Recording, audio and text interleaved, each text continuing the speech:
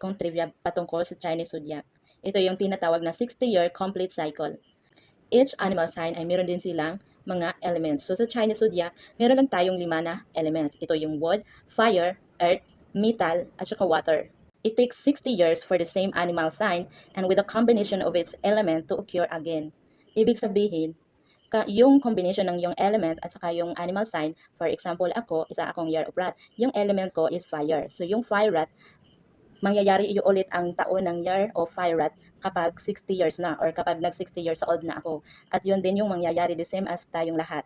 Yung animal sign natin with the combination of its element, mauulit yung taon na yun kapag nag 60 years old na tayo. For example, ikaw ay metal ox or kaya water ox or wood tiger. Yung wood tiger ay mauulit yung year of wood tiger pag 60 years na yung mga taong ipinanak noong wood tiger. Yung mga water snake, mauulit yun kapag yung mga taong water snake ay nag 60 years old na. So the same sa lahat ng mga animal sign. Kapag nag 60 years old na tayong lahat, yun yung taon ng ating animal signs with a combination of our elements.